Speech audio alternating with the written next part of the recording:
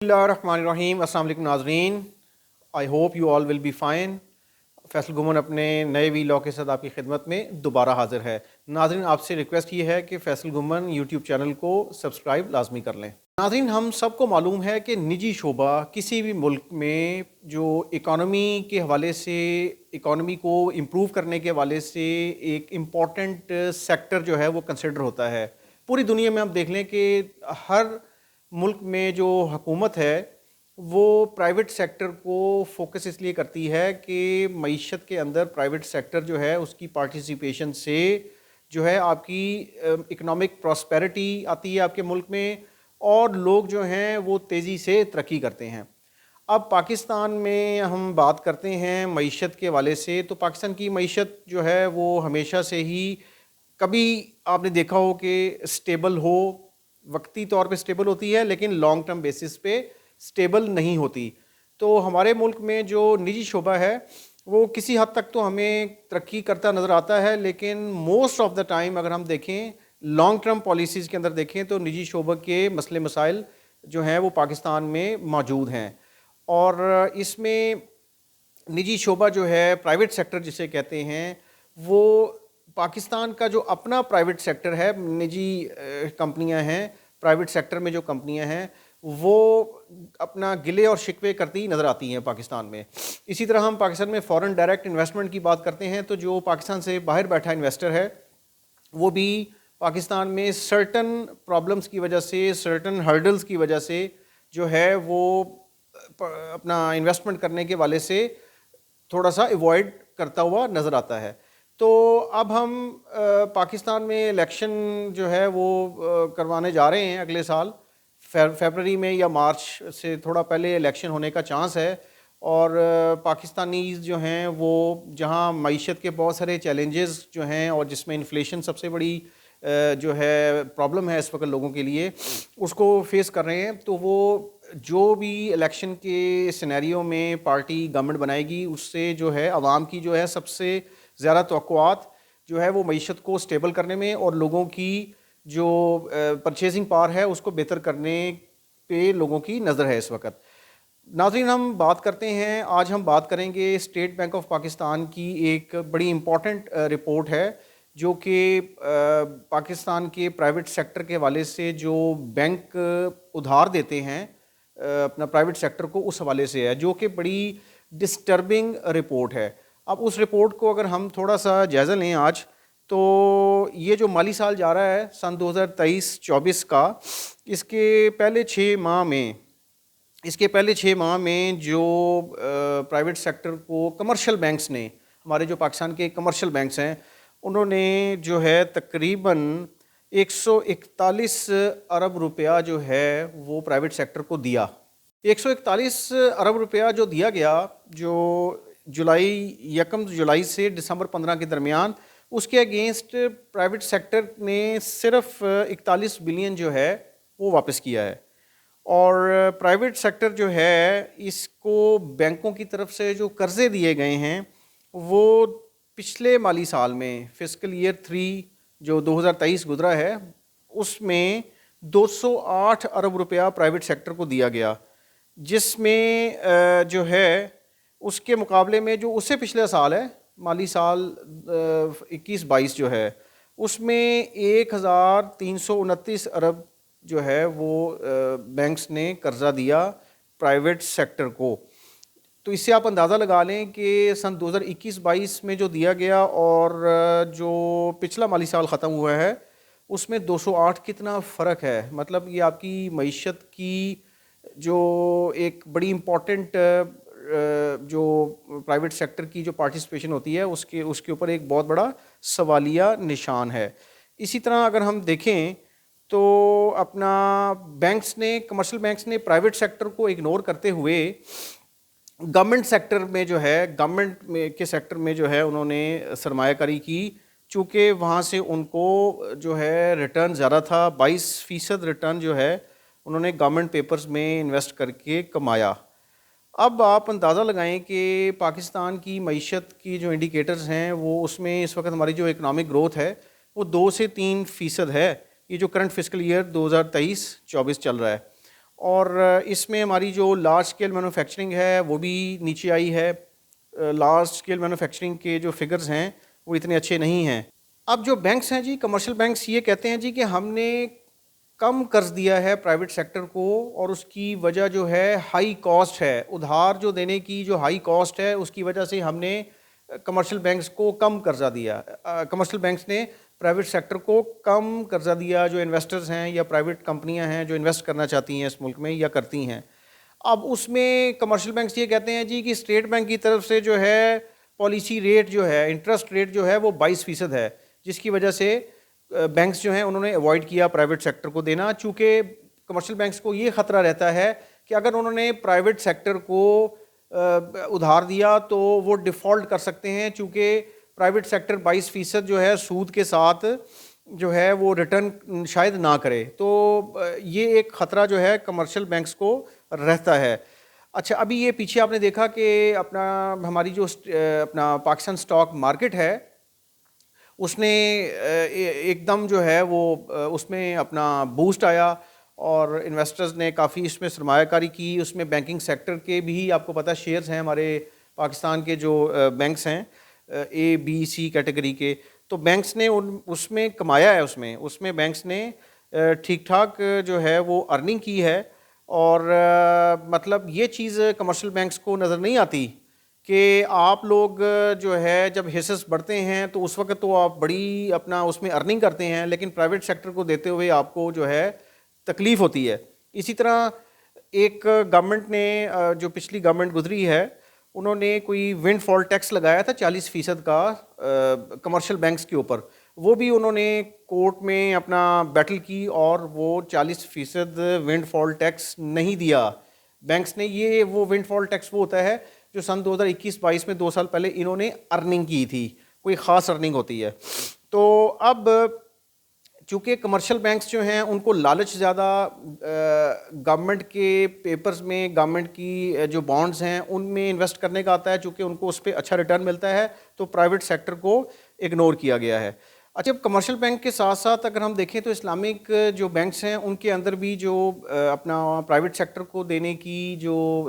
Borrowing ہے، جو انہوں نے قرض دیا ہے، وہ بھی کوئی اتنا سیٹسفیکٹری نہیں ہے. اور اس میں ان کو جو اپنا ڈیٹ ریٹائرمنٹ کی ہے پرائیویٹ سیکٹر نے، جو ان کو قرض واپس کیا ہے، وہ بھی کوئی اتنی اچھی فگر نہیں ہے. تو اب ہم پاکستان کے اندر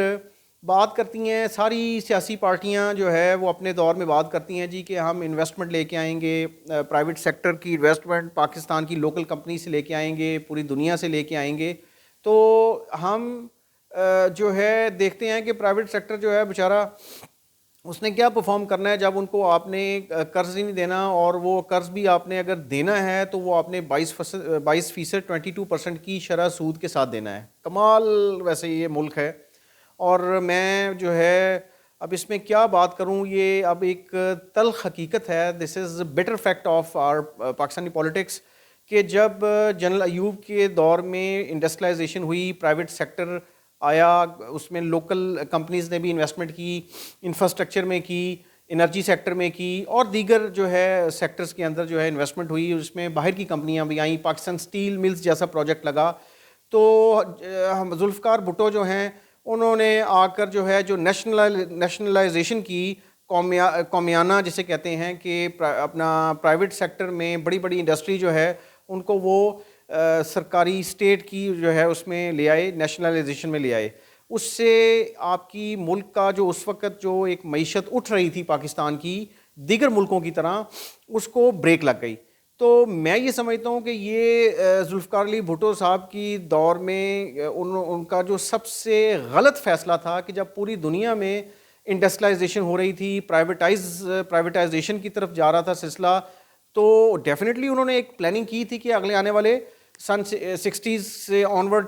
30 40 50 سال میں جو ہے وہ پرائیویٹ سیکٹر سے جو ہے ملکوں کو اٹھایا جائے گا اور لوگوں کی جو ہے وہ سٹینڈرڈ آف لیونگ جو ہے وہ بہتر ہوگا. لیکن پاکستان کے اندر بیک گیئر لگ گیا، نیشنلائزیشن جو ہے اس کو اڈاپٹ کیا گیا کہ پاکستان کی اکانومی کو بہتر کیا جائے گا، لیکن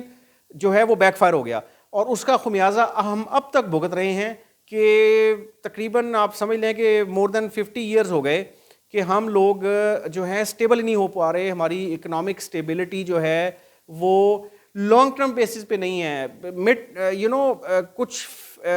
اکنامک انڈیکیٹرز آپ کے بہتر ہو جاتے ہیں, وہ وقتی ہوتے ہیں, لیکن اکراس دا بورڈ ہماری جو معیشت ہے اس کے اندر ابھی سٹل بہت بڑے چیلنجز ہیں. آنے والی جو بھی حکومت اب ہوگی اس کے لیے ایک بہت بڑا چیلنج ہے. ہم ایک بہت بڑی جو قرضے ہمارے سر پہ چڑھ چکے ہیں, لوکل ڈیٹ اور فورن ڈیٹ, اس کے اندر ہم بری طرح پھنسے ہوئے ہیں. پھر ہماری جو ہے کیا کہتے ہیں شرح سود اتنی زیادہ ہے کہ ہماری لوکل کمپنیاں یا لوکل انویسٹر جو ہے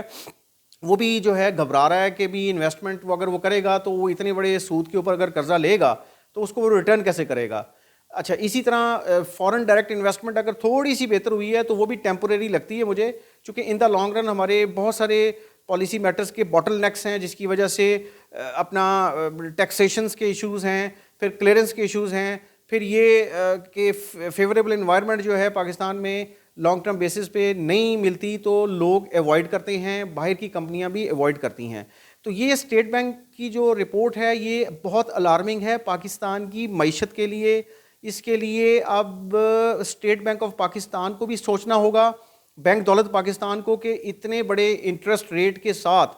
22% جو ہے یہ ہسٹورک ہے. حالانکہ پوری دنیا میں مختلف ملکوں نے اپنے جو ہیں اپنا پالیسی ریٹ جو ہیں وہ ریوائز اپورڈ کیے ہیں, چونکہ اوورآل ملک دنیا کی جو معیشت ہے اس کو بھی ایک بہت کافی سارے چیلنجز ہیں کہ پوسٹ